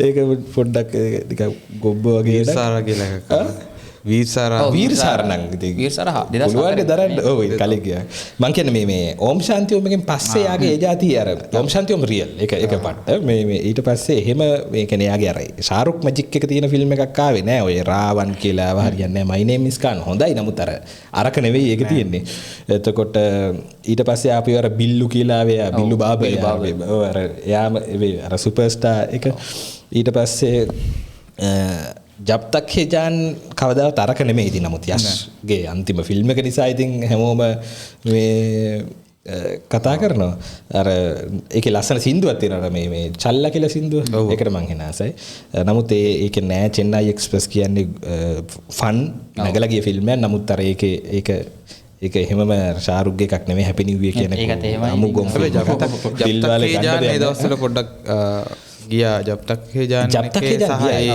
ඒ ෆිල්ම් එකේ අනිත් ඒවාට වැඩිය වෙන රූප ටිකක් තිබුණා ඒ වයිබ් එක ඒක වෙන විදිහකට ඒක ඉතින් අරයා නිකන් අන්තිම මේ බෑන්ග් එක වගේ දුන්නේ නිසා නමුත් ඒක මම එච්චර කැමති නෑ ඩියාසින්දගේ කැමති හැබැයි අතුරු චරිතයක් කරේ ඩියාසින්දගේ වැදගත් වෙන්නේ අලියාබාද්ගේ චරිතයත් එක්ක ඊට පස්සේ ඒ දිල් හේ මුෂ්කිල් ඒවා එච්චර වැඩක් තියෙනව නෙමෙයි සීරෝ ෆේල් වුණා ඊට පස්සේ මම හිතන්නේ ඒකෙන් පස්සේ තමයි එයා චිත්‍රපටි නොකර හිටියා අවුරුදු කිහිපයක් එයාවේ පතාන් කියන චිත්‍රපටියෙන්නේ පතාන් ජවාන් සහ පතාන් කියන චිත්‍රපට දෙකෙන් තමයි ආවේ පතාන් කරේ කවුද පතාන් කරේ මේ සිද්ධාර්ථ ආනන්දගේ ජවාන් තමයි මේ ඇට්ලි කරේ ඉතින් මේ චිත්‍රපට දෙකෙන් තමයි ශාරුක් නැවත ආවේ ඒ දෙක මං හිතන්නේ හොඳයි ඒ දෙක යා තනිකර මේ වෙනස් මං හිතන්නේ ඩංකිත් හොඳයි ඩංකි හොඳ චිත්‍රපටයක් ඔව් ඩංකි හොඳ ෆිල්ම් එකක් ඒක මේ අරයන්නේ මේ කවුද හිරානිගේ රාජ්කුමාර් හිරාගෙනගෙන ඒ සිට් මොකක්ද ඒකට කියන්නේ ට්‍රේඩ්මාර්ක් හිරානි ෆිල්ම් එකක් ඒක මේ ඉතින් මේක අලිත් කරන්නේ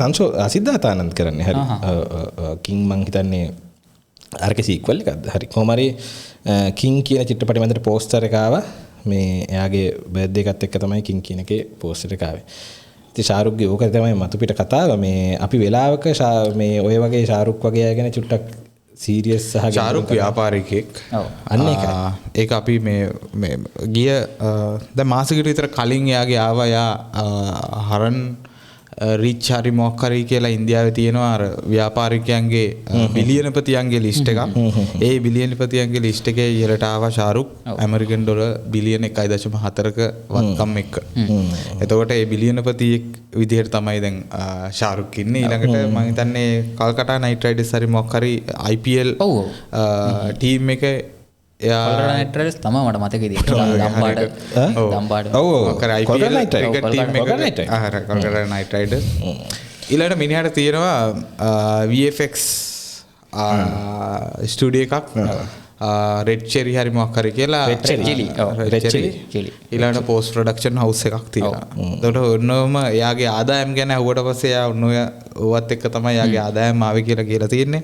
එතකොට එකක් ඒ සිනමාවත් එක්කම ඔව් දැවැන්ත ව්‍යාපාරිකයෙක් කියන එකත් අපි අමතක කරන්න බෑ. අමතක කරන්න බෑ. ඉතින් මතර ශාරුක්ට හැමෝම ආදරේ ශාරුක් ලංකාවට ආවා ලංකාවේදී බෝම්බ ගැහුවා ඔය වගේ එකක් තියෙනවා ඔන්න කතා කරනවා ඉන්නේ ඉඳලා ආවේ නැහැ දැන් ඒක ගේන්න හැදුවා මං හිතන්නේ ක්‍රිෂාන් බාලෙන්ඩර් මම හිතන්නේ රිතික් රෝෂන්ට කලින් මෙයාව තමයි ගේන්න ප්ලෑන් කරලා තියෙන්නේ City of Dreams විවෘත කරන්න ඒක හරි ගියේ නැහැ.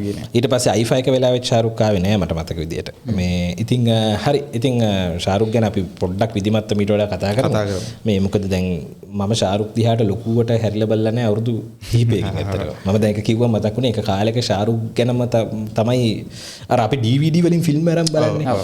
ඒකද මම ඔය O level ඉවර වුණාට පස්සේ තමයි නිකන් චිත්‍රපටි බැලිල්ලට පූර්ණ කාලීනව වගේ වැටුනේ. ඒ කරන්න දෙයක් නැතිකොට කරපු දේ තමයි ඒක චිත්‍රපටි බලන එක. දවසට චිත්‍රපටි 4-5 බලන එක. එතකොට මුලින්ම ඒ කියන්නේ අපි මම මේ චිත්‍රපටි බැලීම කියන එකට ප්‍රවේශ වුණේ 90 ගණන් වල DVD කඩේට ගිහිල්ලා ශාරුක්ගේ ෆිල්ම් තියෙන DVD තමයි මුලින්ම ගත්තේ. දෙන්නේ ශාරුක් සහ ධනුෂ්. ඔය දෙන්නම මම හිතන්නේ මේ ශාරුක්ට කලිනුත් එක්ක වගේම ධනුෂ්ට මාර කැමති අදටත් කැමති. ඒක අද වෙනකන් ධනුෂ් ගැන නම් කතා කරන්න පුළුවන්. ඉතින් ශාරුක්ගේ සහ ධනුෂ්ගේ ෆිල්ම් බැලුවා. එතකොට ඒකනොත් ශාරුක් තමයි අර මේ ධනුෂ් කියන කෙනාට එහෙම නිකන් අර අපිට කියවන්න කරන්න ඊට පස්සේ චිත්‍රපටිය බලලා අර මේ මෙයාගෙන කියවලා හොයන්න තරම් දේවල් තිබුණේ නැහැ නේද? ශාරුක් ගැන දේවල් ඉරිත පත්තරවල යනවා, සිංහලෙන් ලියවෙනවා. අපි සිංහලෙන් ඒ කාලේ කියවන්නේ. ධනුෂ් ගැන එහෙම ලිව්වේ නැහැ නේ කවුරුත්. ඉතින් ශාරුක් ගැන තමයි දැනන් හිටියේ ඒ කාලේ. ඒ චිත්‍රපටි මේක ආවා, මේකෙන් පස්සේ මේක ආවා, මේක තමයි හොඳ, මේක මෙහෙමයි. දැන් මම කල්පනා කරේ ඒව දිහා හැරිලා බලලා නැහැ. මේ දැම්මට ඒව මතකත් නැහැ. චිත්‍රපටි වල නම් මතක නැහැ, ඒ වගේ වෙන කතාව මතක නැහැ. ඉතින් අපි වෙලාවක ඒ කියන්නේ සවිස්තරාත්මක සාකච්ඡාවකට ඒ කියන්නේ ශාරුක් සම්බන්ධයෙන් අර මට ලොකු කැමැත්තක් හෝ ආසාවක් එහෙම එකක් නැහැ. එතන කාන්ත්‍රිත්වයේ කැමති මම අමීර් ඛාන්ට සහ ඒකෙන් පිට ඛාන් කෙනෙක් කැමති ඉර්ෆාන් ඛාන්ට. ඔය ඒක තමයි මගේ කැමැත්ත. තිබ්බේ මේ ශාරුක්ට කැමැත්තක් තිබ්බේ නැහැ. හැබැයි අර මේ ශාරුක් කියන්නේ මගහැර ගන්න බැරි නළුවෙක් සහ ඉන්දියාවේ පොඩි වෙන යුගයක් වගේ එකක් සලකුණු කරපු නළුවෙක්. ඒ නිසා අතහැර ගන්න බෑ. රෙස්පෙක්ට් නොකර ඉන්න බෑ. අනිවාර්යෙන්ම. මම මේ ඕකේ අර අන්තිමට මම දාන්නම් මේ මොකද්ද වීඩියෝ ක්ලිප් එකක් හරිද? මේ තියෙන කාන්ලා තුන් දෙනා සාමාන්‍ය කාන්ලා තුන් දෙනා එකට රඟපාන්නෙත් නෑ. එකට ඉන්නවත් හොයන්න අමාරුයි කියලා කියන්නේ. හැබැයි කාන්ලා තුන් දෙනා වුණත් එකතු කරන්න පුළුවන් අම්බානිගේ සල්ලි වලට. මේ තියෙන අම්බානිගේ වෙඩින් එකේ කාන්ලා තුන් දෙනා ඉතාලම කියන අමීර්ට අපි කොච්චර කැමති වුණත් ඔය ඉන්නේ බල අතවනන්නේ. අමීර්ට ඔය ඉන්නේ අපෝ ඉන්නේ ඇටි. එතකොට අමීර් පවා ඉතාලම මේ මොකක්ද කියලා කියන්නේ මේ ඇස් කිසිං ටයිප් එකකට තමයි මේ කතා කරන්නේ. මම මේක දාන්නේ නැහැ ඔඩියෝ එක මේ කොපිරයිට් වදී කියලා. ඉතින් මේගොල්ලෝ නටනවා ඊට පස්සේ. මේගොල්ලෝ කතා වෙන්න නටන්න ඕනි. මොකද්ද නටන්නේ කාගේ සින්දුවකටද? එකෙක් කියන මගේ අර සින්දුව නටන්න. තව කෙනෙක් නෑ මේකට නටන්න. ඊට පස්සේ තුන් දෙනා අන්තිමට මම හිතන්නේ නටනවා මේ වීඩියෝ එක නටන වීඩියෝ එක මෙතන නැතුව ඇති. ඉතින් ඕකයි මේ ඔය තියෙන අරුන් දෙන රණ්ඩුවේදී මූ කියනවා නෑ මගේ සින්දුව නටන්න කියලා අමීර්. මේ කොහේ අමීර් පේන්නේ මේ පවුලේ ඉතින් වැඩි කෙන මුන් තුන් දෙනාගෙන් අමීර් තාම තරුණ වෙනුමක් තියෙනනේ. මේ හරි එක කාලයක තිබුණා ශාරුක් මාර විදිහට සිගරට් බිව්වා කියලා. මතකද? ඒක කාලයක ලොකු කතාවක් තිබුණා ශාරුක් සිගරට් බොන තරම. මම හිතන්නේ දැන් පස්සේ ස්මෝකින් නැවැත්තුවා කියලා මම අහලා තියෙනවා. කවුරු හරි දන්නවා නම් කියන්න. ශාරුක්ගේ ජීවිත කතාව ගැන දන්න කෙනෙක්. හරි මේ තුන් දෙනා වුණත් එකතු කරන්න පුළුවන් අම්බානිගේ සල්ලි වලට. මොකද ඉතින් අන්තිමට ගත්තම සිනමාව කියන කර්මාන්තය. ඒ කර්මාන්තයේ ජනප්‍රියම කෙනා වෙනවා කියන්නේ ඒකේ කර්මාන්තයට අවශ්‍ය විදිහට වැඩ කරන්න සිද්ධ වෙනවා. අනිවාර්යයෙන්ම. මොකද ඉන්දියාව වගේ රටක සහ ඒ වගේ කර්මාන්තයක බොලිවුඩ් කර්මාන්තයේ ඒකෙම අමාරු තත්ත්වයක් තියෙනවා. ඔව්. හරි එහෙනම් අපි යනවද? උමා ගැන කියනවද? කවුද? පුමා ගැන පොඩ්ඩක් මතක් කරමු නේද? පුමා SC පුමා SC ඒකේ මේ තරිඳු ඒ කියන්නේ ව්‍යාපාරික වශයෙන් සහ මේ පොපියුලර් බ්‍රෑන්ඩ් එකක් විදිහට කියන්නේ වට තියෙනවද මොකක් හරි කියන්නේ අදහසක් ඒ කියන්නේ මම ඒ කියන්නේ බ්‍රෑන්ඩ් සාමාන්‍ය අදහසක් තියෙන්නේ මට මේක පොපියුලර් බ්‍රෑන්ඩ් එකක්. ඔව් සාමාන්‍ය ස්පෝර්ට් වෙයා මේ බ්‍රෑන්ඩ් එකක් ඉතින්. ඔව් ස්පෝර්ට් වෙයා විතරක්ම නෙවෙයි කියන්නේ එදිනෙදා තියෙනවා. නමුත් ඒගොල්ලෝ මාකට් කරන්නේ ස්පෝර්ට්ස් වලටම තමයි. ඒක පැත්තකට. පූසා මට මතකයි අර එකපාරක් පූසා කියන්නේ පූමා පූසා සතාගේ නම නේ. කාලේද මට මතක නැහැ IPL මොකද්ද කියලා අර මේ පයින් ජම්ප් එක තියෙනවනේ. ඒ ජම්ප් එක අර පුමා මේකත් එක කොච්චර ගැලපෙනවද කියලා ඒකට පොඩි ඔෆර් එකක් එහෙම පොඩි මාකටිං ප්ලෑන් එකක් ගියා මට හොඳට මතකයි. ඒකේ බෝල්ට් උසේන් බෝල්ට් පුමා දැම්මා ඒ කියන්නේ ප්‍රසිද්ධ ක්‍රීඩකයන් කීප දෙනෙක් ඒගොල්ලෝ යොදාගත්ත ඒගොල්ලන්ගේ වෙළඳ දැන්වීම සඳහා සහ පෝස්ටර්ස් යූත් එකට ඉතාම ආකර්ශනීය පෝස්ට් දානවා. ඒ කියන්නේ මේ යුගයට ආකර්ශනීය ඒවා සහ මේ තත්ත්වයන්ට ඊළඟට මේක අපි කියන්න ගියේ ඇත්තටම මේ පුමා නිතරම නඩු දාන බ්‍රෑන්ඩ් එකක්. ලංකාවේ ඒකේ ඉන්නේ මොකද්ද මට මතක නැහැ ඇසෝසියේෂන් එක. ඒගොල්ලෝ වෙනුවෙන් ඉන්නේ නියෝජිතත්වයේ දරන සුදත් පෙරේරා. සුදත් නෑනේ. ඔව් සමාගම සුදත් පෙරේරා ඇසෝසියේට්ස්. රයිට්. එතකොට සුදත් පෙරේරා ඇසෝසියේට් විසින් ඒ කියන්නේ දැන් මට ඔය ගැන මේ ආටිකල් එක ලියද්දි මේ ගිය ජූනි මාසෙත් ඒගොල්ලෝ දාලා තියෙනවා මහරගම මේ තව ෂූ කම්පැනි එකක් කියන්නේ ෂොප් එකකට විරුද්ධව නඩුවක් දාලා තියෙනවා. සුරතුර සුපර් සෙන්ටර් එකට. ඊළඟට මේ පෙරේද 4 වෙනිදා කේස් එකක් තියෙනවා මේ තරිඳු සෆාන්ස් එකේ කම්පැනිස් 3ක් තියෙනවා. බ්‍රයිඩල් මෙන්ස් සහ ලේඩිස් කියලා සෆාන්ස්. පූසව දාන්න එපා කියලා. ඒ කියන්නේ එකක් ඒගොල්ලෝ පාවිච්චි කරලා තියෙන ඇත්තටම ව්‍යාජ කියන්නේ රිපෝෆ් ඒ වගේම එකක්. ඒවා ඒ කියන්නේ සහ එයාලගේ සිම්බල් එක සන්නාමය ලෝගෝ එක පාවිච්චි කරලා තියෙනවා වෙළඳ සන්නාමය. මේ තියෙන දැන් මම මේ පෙන්නන මේ පුමා වෙනකොට උප්මා. හරිද? බැලුවට ඉතින් කවුරුත් ඔක පුමාද කියලා කියවන්නේ නැහනේ. කොටුවේ හැම කියත් හොයාගන්න පුළුවන්. මේ තියෙන්නේ මේ මම නිකන් මේකෙන් පෙන්නන්න මේ පුමා වෙනකොට පොමා. ඒ වගේ හරිද? මේ දැන් ඔය තන ලංකාවේ විකුණපුවා නෙමෙයි. නෑ. තියෙනවා සාමාන්‍ය ඔෆිෂියල් පුමා ලෝගෝ එක වෙනුවට ෆේක් හදලා විකුණන ඒවා. ඉතින් මේවා ඒ රෙවුන් දිගටම නඩු දානවා. ලංකාවත් එක තමයි වෙලා තියෙන්නේ. ඊට පස්සේ පූසා පයින් විදිහට අර පුකට ඉතලෙකුත් හරියට ඒ කියන්නේ පුක ෆ්ලැට් වෙච්ච පූසයි.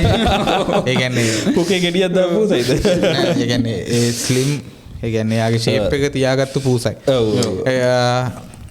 ඒකෙදී මම හිතන්නේ ඒගොල්ලෝ මේ මොකද්ද මේ නීතිමය බුද්ධිමය දේපල පනත යටතේ තමයි ඒගොල්ලෝ නඩු පවරලා තිබුණේ. වාරණයක් ගෙනලා තිනවා ආයි පුමා විකුණන්න බෑ සෆන්ස්ලට සහ සුරතුරටත් බෑ. ඒ සුරතුරත් මරුනේ නම මේ සුරතුර නේ. ඒ කියන්නේ මොකද්ද ලංකාවේ මම අණ්ඩාමාරු එක්ක කියලා කෙලින්ම මේ හවුස් ඔෆ් ෆැෂන් එකට ලොකු කේස් එකක් ගියා. අණ්ඩාම බ්‍රෑන්ඩ් එකේ ෆේක් වර්ෂන් දැම්ම කියලා. ඉස්සර මං හිතන්නේ ඔය ගම්වල තියෙන නගරවල තියෙන ලොකු කඩවලම රිපෝෆ් තිබ්බ ලංකාවේ. ඒක ලංකාවේ ඔය මේ ඇඩිඩාස් කියලා ගහපුවා. ඕවා මේ හැම කඩේම ෆේක් ඒවා තිබුණා. ඇඩිඩාස් නයිකි දැන් අපි කතා කරේ උදේ නයිකි වගේ ඒවා ගත්තොත් එහෙම පිටකොටුවේ තියෙන්නම නයිකි. ඔව් දැන් මට මතකයි මට කවුද මතක නැහැ කන්ටෙන්ට් ක්‍රියේටර් ලංකාවට එනවනේ ටුරිස්ට් කෙනෙක් ඇවිල්ලා පොර යනවා කොටුවේ කඩේකට ගියාට පස්සේ ඇඩිඩාස් පුමා දිනනවා රුපියල් 18 යකෝ පුදුමයි. මෙච්චර අඩුවට QR කෝඩුත් එක්ක දෙනවා. ඔරිජිනල් කියලා කියන්නේ. ඔරිජිනල්ම බඩු කියලා. තරු මෙතන කතාවක් තියෙනවා. ඒ කියන්නේ මේ බ්‍රෑන්ඩ්ස් කියන එක මේ නියෝලිබරල් සිස්ටම් එකේ මේ ආර්ථික සිස්ටම් එකේ තවදුරටත් බ්‍රෑන්ඩ් පවතින්නේ නැහැ තරු. හරිද? මේ යුගය කියලා කියන්නේම ඔක අර අපි ආර්ට් වලින් කියව ගත්තොත් ඩුෂාම්ගේ පම්ප් පොට් එක. ඔව්. හරි මුත්‍රා පෝච්චිය. ඒක ගෙනල්ලා තියෙනවනේ මේක. ඒක ඒ කියන්නේ පම්ප් පෝච්චිය ගෙනල්ලා ගැලරියට ගෙනල්ලා දුෂාම් කියන්නේ. මොකක්ද ඒකට කිව්ව නම මට මතක නැහැ. ඒ කියන්නේ මේ විවෘත ආර්ථිකය ඇතුලේ සහ මේ මොකක්ද ඒකට කියන්නේ අපි කාර්මික විප්ලවයෙන් පස්සේ තවදුරටත් හරිද ඔරිජිනල්ස් පවතින විදිහක් නැහැ. ඒ ඔරිජිනල්ස් හැමතිස්සෙම කොපීස් වෙනවා. හරිද? ඒක කියනවා අපි මොකද්ද ප්‍රතිනිෂ්පාදනය වෙනවා. හරි? එතකොට ඒ යාන්ත්‍රික ප්‍රතිනිෂ්පාදනයට මේ සමස්තය අහු වෙනවා. ඒක තමයි මේ ආර්ථික සිස්ටම් එකේ මේ පරිභෝජන සිස්ටම් එකේ විදිහ. ඉතින් පුමාලට පුළුවන්. ඉතින් මම කියන්නේ ඒක බුද්ධිමය දේපල අනත යටතේ නීතිමය විදිහට වැරද්දක්. ඒක හරි. නමුත් මේ ආර්ථික ක්‍රමයට මේ ආර්ථික සිස්ටම් එක ඇතුලේ පුමාලට තව නඩු සෑහෙන්න දාන්න වෙයි. කියන ආර්ට් දැන් පුමා කියන බ්‍රෑන්ඩ් එකනේ අපි තුමා ආර්ට් කියන එකක් දැන් මට කිව්වම දැන් මොනාලිසා කීයක් තියෙනවද? අපි ඕන තරම් කිව්ව මොනාලිසා තියෙනවා. හරිද? එතකොට මේ ඒකේ වෙනස් ෆේක් වර්ෂන් ද කොපීස් ද එනවා කියන එක ඒක කියන්න බෑ. Apple කොපීස් එනවා, Samsung කොපීස් එනවා. කියන්නේ හැම එකම කොපීස් එනවා. දැන් මේ අර මේ ඊයේ පෙරත් තිබුණා මොකක් හරි අපි ලිව්වා වත් නිවුස් එකේ මම ආටිකල් ලිව්වා මේ කියන්නේ මේ ඒකේ තියෙන මොකක් හරි මේ කෑන් එකක් මොනවාද ඒකේ තියෙන්නේ මේ මොන හරි බීම කෑන් එකක් අතු ගාන එක විසි කරලා අලුතෙන් අප එක ජැනිට හරිද ඌ අතු ගාගෙන විසි කළා දාලා පහුවද එද්දි බැලුවා මේක ආර්ට් පීස් එකක් මේක තියලා තියෙනවා ඊට පස්සේ හරිනේ ඒ කියන්නේ පොප් ආර්ට්ස් වල ආවනේ ඔක පොප් ආර්ට්ස් වල ආපු එකක් තමයි ඒ කියන්නේ මේ පරිභෝජන බාණ්ඩය ගැලරියට ගෙනත් තිබ්බට පස්සේ ඒක ආර්ට් වර්ක් එකක් නෙවෙයි කියලා. ඔව් ඒක ආර්ට් ඒ කියන්නේ දැන් ඔකේ තියෙනවා අර බයිසිකල් හැන්ඩල් කියලා කරා කවුද මෙයාම මේ කවුද බයිසිකල් හැන්ඩල් එක මේ බුල් ද බුල් කියලා මේ මේ කවුද ඒක කරේ මේ කියන්න මතක නැහැ. ක්ලාසික් ආටිස්ට් කෙනෙක් කරේ මේ කවුද බුල් සෙට් කියන එක. මේ පිකාසෝ. හරිද? මේ තියෙන්නේ බුල් සෙට් කියන එක. මේක තියෙන්නේ බයිසිකල් සීට් එක හැන්ඩල් එකයි තමයි බුල් සෙට් බවට පත් වෙන්නේ. හරිද? මේ පැබ්ලෝ පිකාසෝගේ ආර්ට් එකක් මේක. එතකොට එයා ඒ පරිභෝජන භාණ්ඩයම ගේනවා ඊට පස්සේ. එතකොට දැන් තියෙන්නේ බාණ්ඩයේ ආර්ට් එකක් බාණ්ඩේට කොපිරයිට් තියෙනවා. මම ලංකාවේ කොපිරයිට් නීතියත් අලුත් කරන්න ඒක මම මියුසික් වලට දාලායි. අලුත් කරන්න මේ සාකච්ඡාවක් ආරම්භ කරලා තියෙනවා. ඒක ගැන අපි ඉස්සරහට කතා කරමු මේ පොඩ්ඩක් විධිමත්ව. සහ ඔය ආර්ට් ගැන කතා කරද්දී මට මතක් වුණේ 2017 පාම්ඩෝ දිනනවා මේ කැන්සල් ද ස්ක්වයර් රෝබන් ඔස්ලන්ගේ ෆිල්ම් එක. ඒකෙදි ඕක කතා කරනවා ආර්ට් සම්බන්ධයෙන් තියෙන මේ මොකද්ද මේ වෙලා තියෙන්නේ ලෝකෙ කියන එක සම්බන්ධයෙන්. ඉතින් ඒක බලන්න යෝජනා කරනවා මේ මරු මම තාම කැමති ෆිල්ම් එකක්. ඒක ගේනවා මේ මොකද්ද මේ වෙලා තියෙන දැන් ආර්ට් ගැලරි එකට මොකද්ද වෙලා තියෙන්නේ කියන එක ක්‍රිටික් එකත් එක්ක මරු වැඩක්. ඉතින් ඒක බලන්න යෝජනා කරනවා මේ ආර්ට් සහ ඔය එතකොට පරිභෝජන සමාජයක් ඇතුලේ කලාව එතකොට වෙළඳාම කියන එකට මොකද්ද වෙලා තියෙන්නේ කියන මේ තියෙන්නේ අරක මේක තමයි ඉසිකලා තියෙන්නේ. ඉතින් හරිනේ බං ඔක දැක්කම කවුරු හරි ප්‍රදර්ශනය බලන්න අපේ බියර් කෑන් එකක් තියලා කියලා අර අයි කරලා. ඔව් ඉතින් ඌ අස් කරලා පහුවට අතු ගාප් එක වස් කරලා. ඉතින් මේක ඩච් කලාකෘතියක තමයි මේක ඩච් කලාකාරයක තමයි මේක වෙලා තියෙන්නේ. හරි ඒක ගැන ආටිකල් එකක් තියෙනවා මම මේ ඔය මේ අපි ආර්ට් ගැන කතා කරමු ඉස්සරහදී. අනිවාර්යයෙන්. ඩුෂාම්ගේ මේක මේ මොකද්ද ෆවුන්ටන් නේ ෆවුන්ටන්. හරි හරි එහෙනම් අපි යමුනේ. මේ හරි එහෙනම් අපි යනවා. හරි සුබ දවසක් ස්තුතියි. ජය